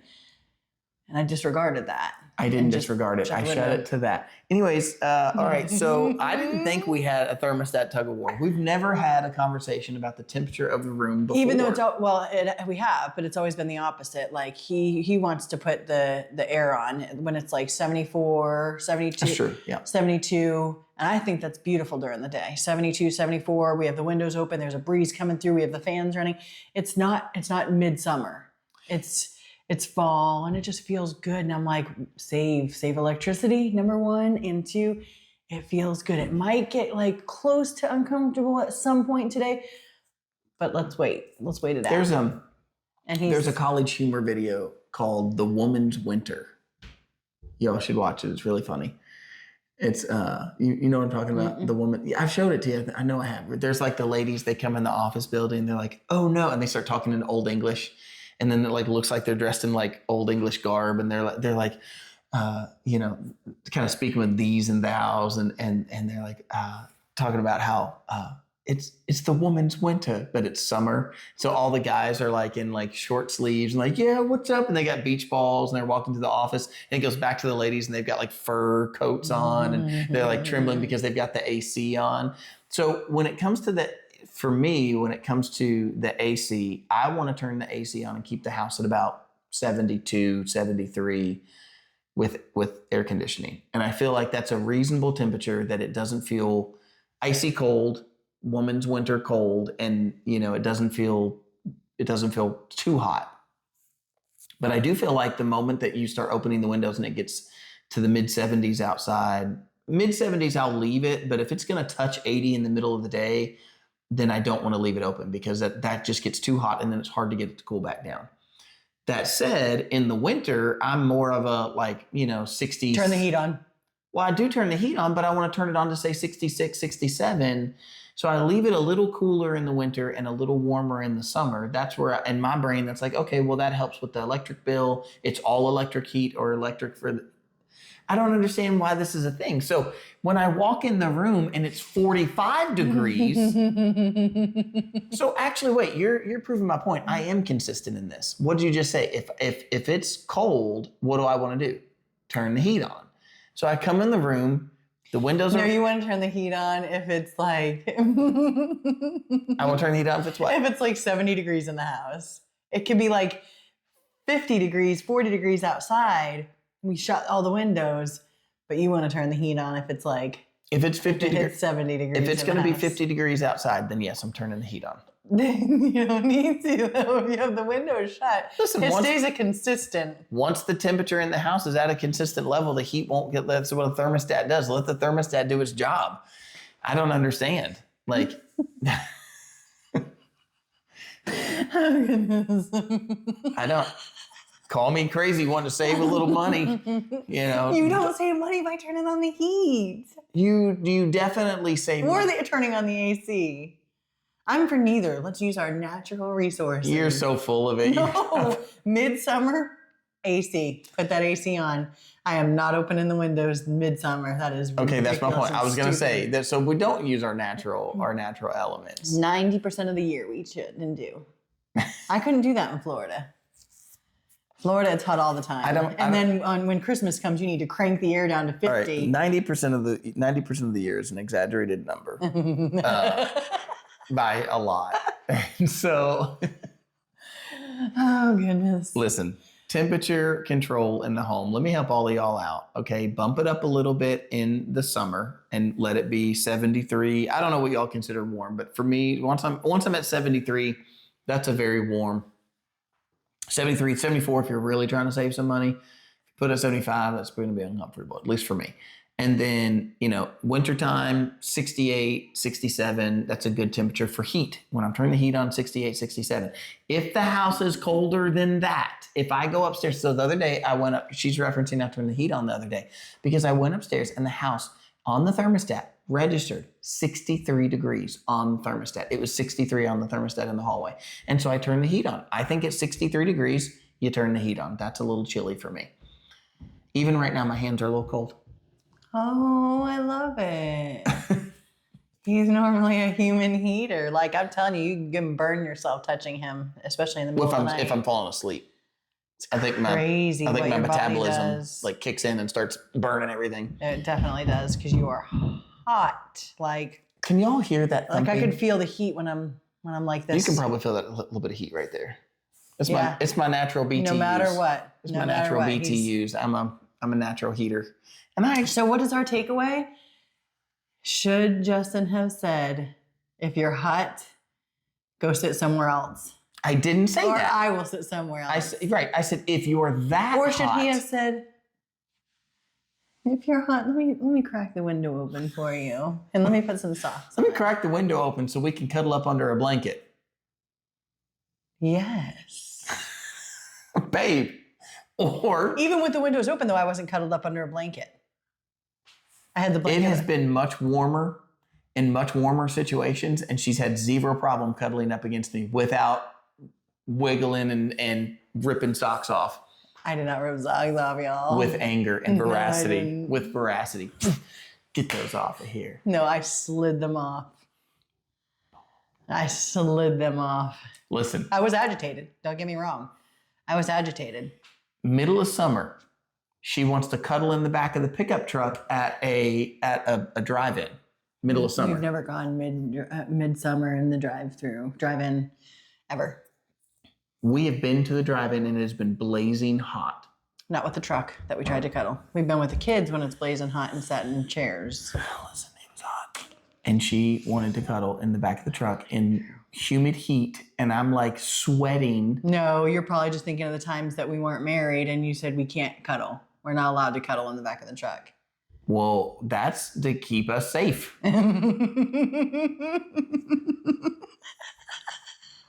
Y'all, there's one way to avoid temptation. Avoid temptation. He's the smart one. I'm telling you that, but hey, that's not what this girl wants to hear. So listen, dating and marriage are two different things. So, and so I'm like, no, like I'm not cuddling. We can't do that. I said, please. It's like, listen, once you've been married, it's like a Pringles can. Yeah. You know? Yeah. So, that it is. yeah, you can't have just one chip. No. You know? So, you can't just have one can. case in point. So, my point is, if we can be in a drive-in movie in the heat. That has never happened. Literally never happened. It has. No, it hasn't. And just like the flowers that I bought you didn't happen. So listen, I'm saying that the house was already pre-cold. It wasn't blazing hot. You didn't even have a blanket on. Okay, so you're out from under the blanket. I was still under the blanket. I could understand if you were. In a t-shirt. I had a sweater on. I had socks on. That's your own doings. Point stands. You would rather not sit next to me and sit on the opposite side of the couch. I didn't want to sit on the opposite side of the couch. All because I wanted the window open. Or because he didn't want to put a sweater on. I was on our side of the couch and I had a blanket on because it was still cold. To hear his bulging arms were still exposed. Had a blanket on the couch, sitting beside her. I wasn't the one doing the wiggling. I didn't do any wiggling. Oh, there was wiggle. Nope. I took the blanket off. And then the socks off. Nope, that was at the end. And right. And I was like, I said, if you're that hot, I can move. I didn't say if you're that hot, you can move. I said, if you're that hot, I can move. And so I moved. She did move with more veracity and more anger. And that's it. That's what happened. But then I was the bad guy for getting up. And I said, okay. Even though he offered. Since we're in this, we've moved from the thermostat. Can we get a ruling on this? If I had gotten up and moved, if I had, without saying anything, if I, out of anger, taken my socks off, taken the blanket off, and gotten up and marched away, you would have been angry at me for that. If I had said to you, listen, if you're hot, I can move. Yes. And then you got up and you walked away, I'd be like, well, I deserve that one. I just told him I didn't want to sit by him because he was hot. I didn't say I don't want to sit by you. I did want to sit by you. It was demonstrating I wanted to sit by you. You were demonstrating that you were that level of hot, even with the fan on in a room that was already cold, because I had cracked the windows to that instead of like wide open. But I got up and I went to our room. But I didn't expect him to chase me. I was like, nope, and you do not need to chase me. You do not need anything. I'm going to sit back here and... I do want to give Kelly some credit in this. She did apologize later. So that says one thing. I don't want to ruin that apologies. Well, on that note.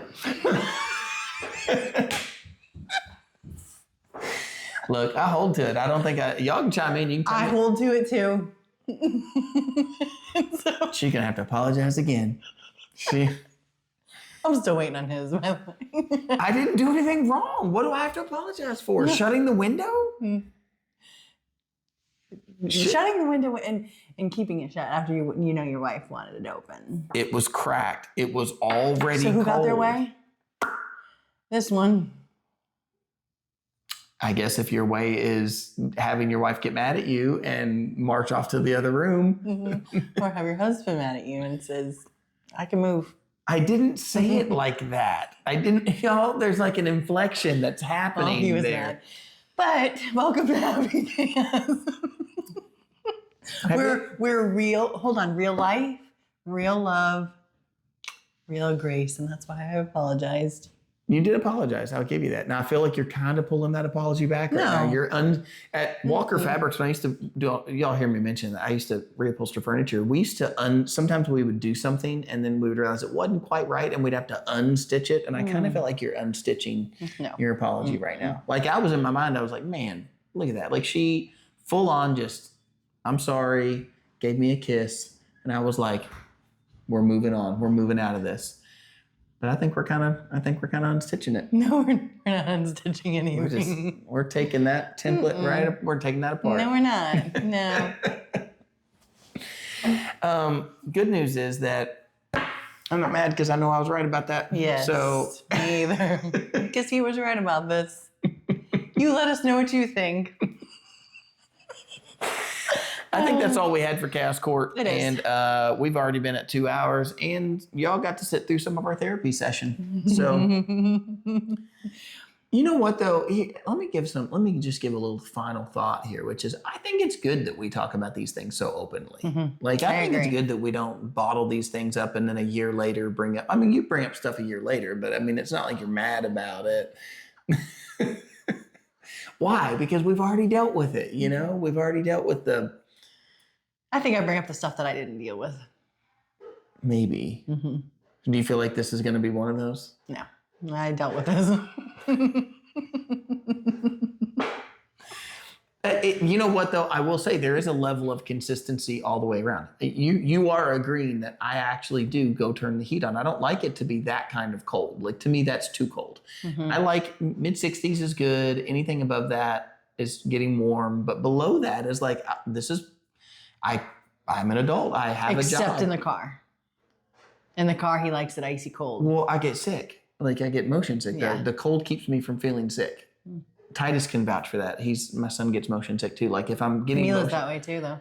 the If she heat. gets hot, she gets sick. Well, I think when I get sick, I feel hot. So it's kind of so then like when I'm starting to feel hot, I'm like, oh, I'm starting to get sick. Cool. Let me get it cooled off. So. Yeah, I don't know what to say about that other than like that just helps me to feel cool there. But I'm saying in my house, like I'm a grown man, have a job, I pay my bills so that I can turn the heat on. So it's consistent. Say if I come in a room and it's that kind of cold, I didn't want the windows open. I hear what you're saying. You want me to open the windows for you and be willing to subject myself to that. I didn't see it in that way when we were having that conversation. I would say that the presentation could have been presented to me a little bit. If there had been a little sweeter of a presentation, I probably would. Yeah, but that's why I said to you, why are you shutting the windows? And you said, because it's freezing. There wasn't like or did you want the It was, and I said, that's why I stated it that way. I didn't want to look like the over usurping. I just wanted you to be I'm going to keep them open because I know my wife wants them open. So here you go though. Like I'm hearing you about some flowers. I think if you had looked at me and said, "Hey, babe, like I really wanted those open," I would have heard that differently. But you can say to that. I mean, I'm telling you plainly that that's what I would have heard it differently if you had looked at me and said, "Hey, I would like those open." But once we were in that moment and it was like I've done shut them, now I'm like, determined. Like I'm freezing. You're freezing me out. To say that, we came home. That was a couple of nights ago. We came home. Was it last? Yeah, last night we came home from this U of L game. It's like 10 o'clock at night. We left midday. And so our windows in our room were wide open. And she had shut the door so the dog wouldn't go in there. And she walked in that room and she's like, "Oh, feel how icy it is." She's all like giddy about how icy it is. And I walked in, I'm like, "It is freezing in here. I can see." It was freezing. I can see my footprints in the frost on the floor. There's no frost on the floor. I could see my footprint from something. So it was freezing in there. That's dramatic. But it was freezing, but there was no frost, and so it was probably his radiating body heat that he stays at a temperature of about 120 degrees, and that was touching floors that were a normal temperature. Normal temperature of like mid 30s. It was not a normal temperature of anything normal. It was freezing in there. It was freezing. You know what? We tried to take a walk the other morning, though, and when we went to take a walk, Kelly did not like it because it was too cold. The wind was whipping. It was early morning. The sun wasn't even out all the way. It was cold. I'll give it that. It was freezing. Okay, guys, I don't have anything else for you, and I don't really know how to get out of this temperature thing. We have a bigger temperature control issue than I think I realized. Might be one of the biggest problems we have. This is awful. This is terrible. Wait a minute. Were we speaking negative? Kindness. We should only speak with kindness. I don't think we said anything negative. we didn't attack each other. No, I just said we said this is a big problem. Babe, don't be a smart butt. Now I just got called a smart butt. Yes. But I will say he didn't come and slam my window shut because he closed all the windows when we got home last night. I did close all the windows because it was freezing. Well, he thought he closed all the windows. He didn't go for the two main ones that were wide open. Because the walking in the room, the two that I thought those two that were open were doing it, and the blinds were shut, so it was just out of sight, out of mind. But then I opened my window this much after he. The gate swings both ways there. If you know your husband's freezing and really uncomfortable. Yes, I let you shut all the windows, and I cracked mine next to me. Yeah, kind of like I cracked a couple the night before. He didn't crack them. He shut them. So anyways, thank you for coming along with us. And I don't think we're ever getting out of this. I hope that this is the worst of, it's when not. she's taking pictures later and I'm standing in front of everybody at the wedding, I'm going to go.